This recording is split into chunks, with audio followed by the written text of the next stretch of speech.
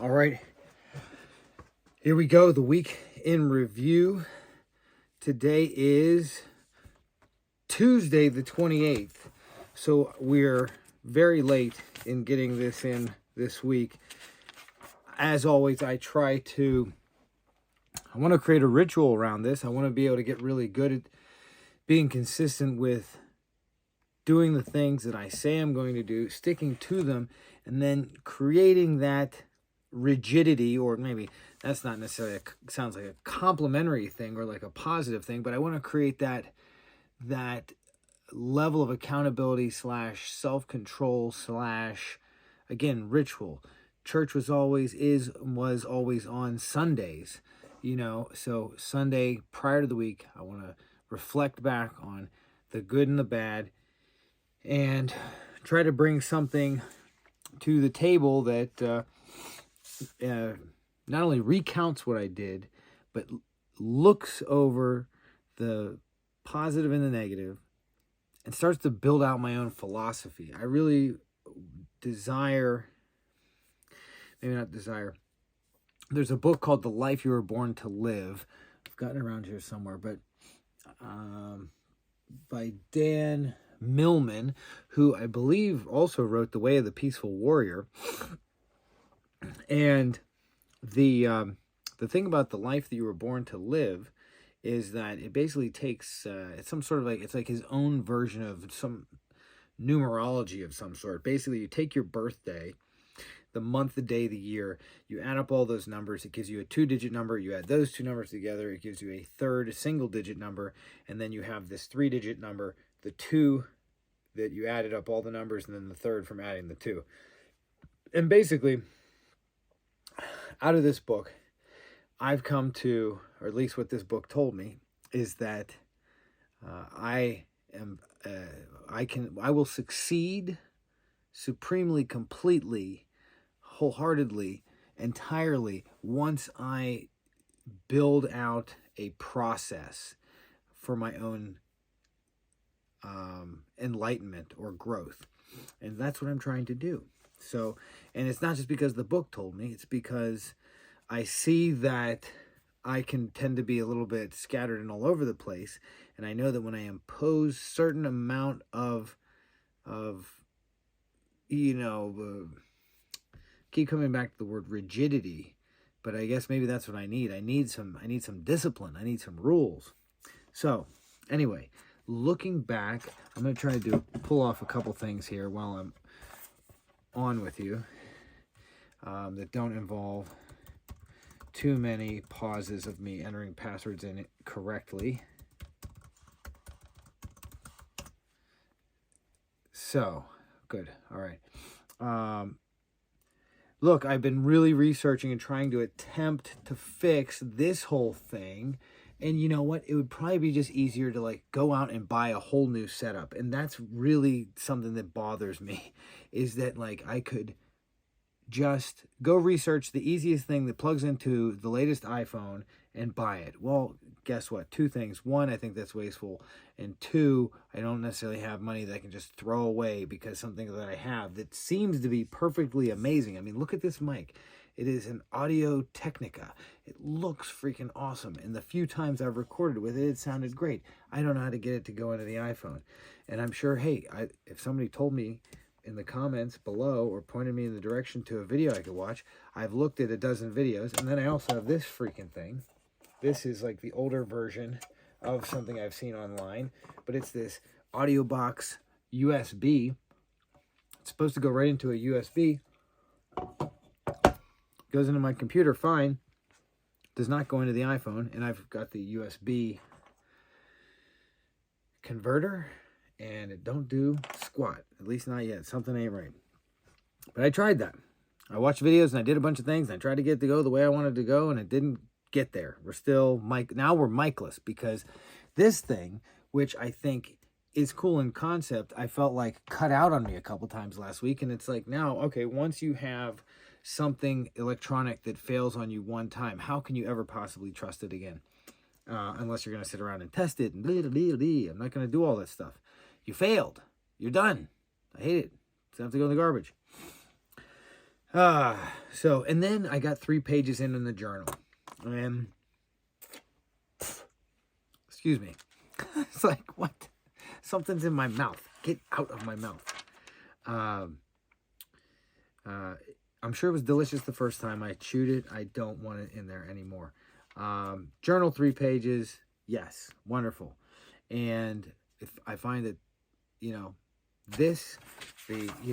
journaling, getting the page after page in the journal, doing 3 pages, just like Julia Cameron prescribes in The Artist's Way, doing the 3 pages, stream of consciousness.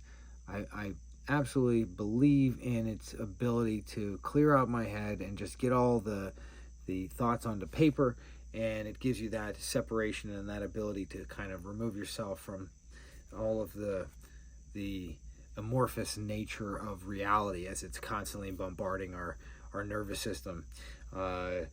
Because we need to create order. We are ordered creatures.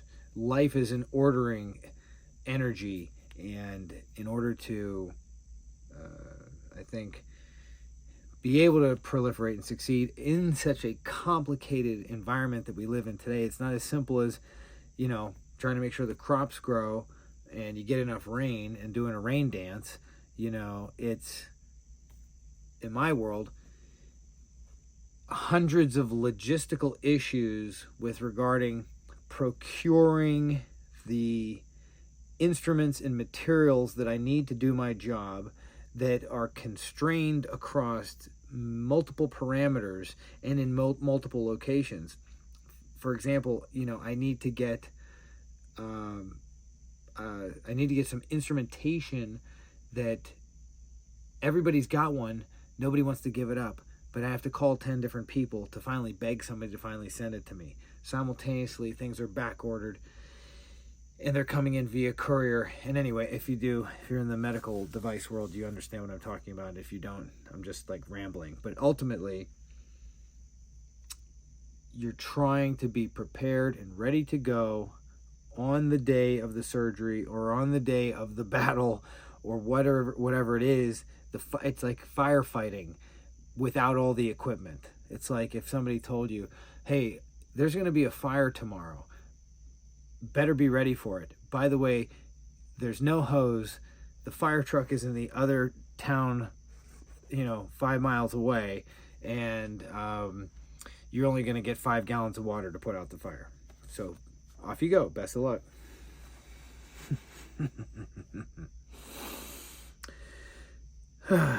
So anyway, there was a lot of that. It was a long week. It really ground me down. And there were multiple nights working till 3 a.m. And I'm not too happy about that. And I took a nap on Saturday. Like I literally jumped from Monday to Saturday because the rest of the week was a wash, just simply working my work and chasing things down and doing the work needed to do spine surgery. And, now I'm finally just coming out the other end of that. Had stuff over the weekend that made me busy, made me crazy.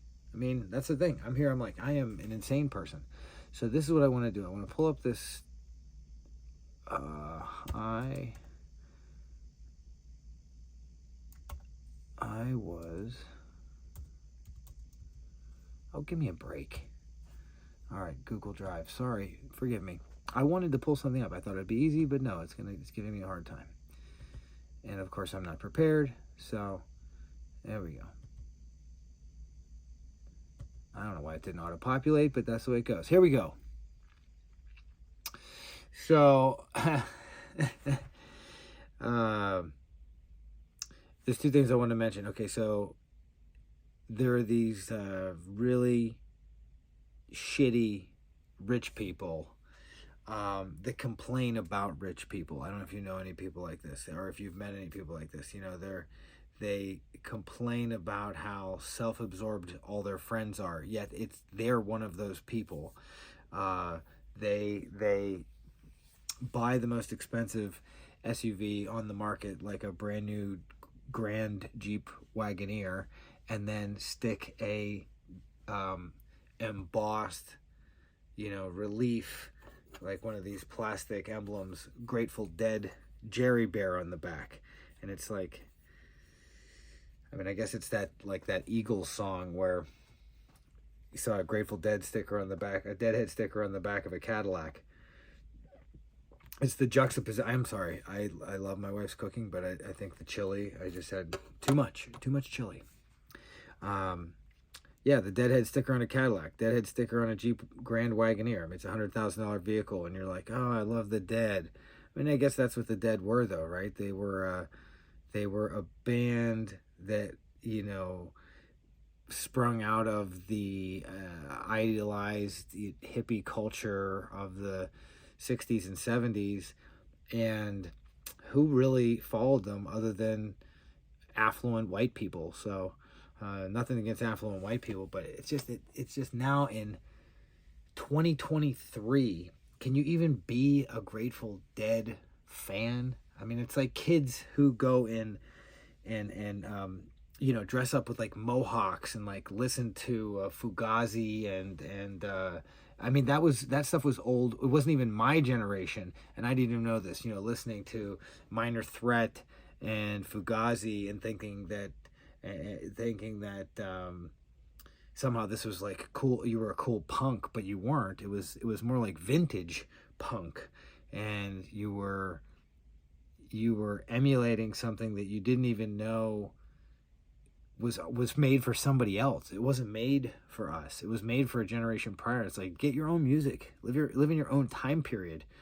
And here's kids now. At least up until 10 or 12 years ago, I felt like you would see kids walking around full on, like straight out of what's the Hot Topic or whatever it is, the mall store where you can go and buy all this stuff that like allows you to be like the teenager with the genre that you wanted to be espouse. Like you're like, I'm either going to be a goth, I'm going to be a skater.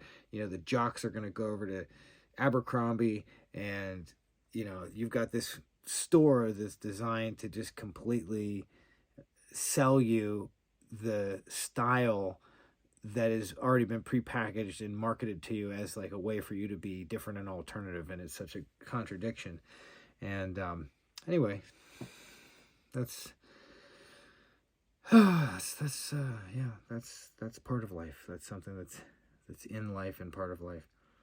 But yeah, now what a kids got. Now kids have the young kids are watching Blippi, and we had Pee Wee Herman, and it's like, okay,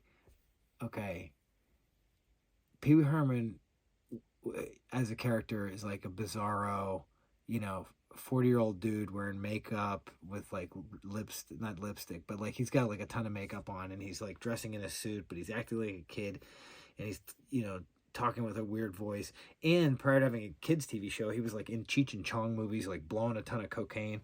And so it's like Pee Wee Herman as a character, it's like you kind of had to figure that like the it's going to go off the rails at some point in time if it hasn't already, or there's like a side to it that's going to get exposed in some way, and no pun intended. But the fact is, he gets caught jerking off in some porn theater, and that's like, he got canceled way back. Pee Wee Herman got canceled before people even knew it, even thought about canceling anybody. Now we have this guy Blippi, and I'm telling you, either if this guy isn't, we've got such a porn addicted culture. This guy's into something. Even if it's like wholesome middle of the road, he's starting to get to be too old to do his character. He was like this kind of, I don't know if he was like a teenager, 20 something, and he was, actually a kid. I don't even, it's so weird to see an older person like be like, hey, and talk in a voice and a tonality that, a 2 to 3, 4-year-old would actually enjoy. And to then be a character that's like, hey, look at this, it's a starfish, 1, 2, 3, 4, 5 arms, whatever. And but he's serious about that character. I feel like in order for him to survive, two things are already happening. One, he's making a cartoon show, so he's divorcing his own physical body from the image in the content. And then the other thing is, it seems like he's like dropping out of character now, because it just came up the other day. Kids tried to put it on. I was like, you're not watching this guy, because when it comes out, it's gonna come out, whatever it is that he's into. Or, you know, it almost was like he was like popping out of character, like he just didn't want to be doing it anymore. Like, hey, anyway, so yeah, so this is like a starfish, and we're at the we're at the aquarium. Anyway, the guy, you know, there'll be charges. There will be charges that are going to come out. So anyway, I think that's enough for tonight. I just wanted to just get some thoughts out. I'm scattered and just, you know, I feel like I've stared into the abyss, and the abyss is definitely staring back. So appreciate your time. I'll catch you later.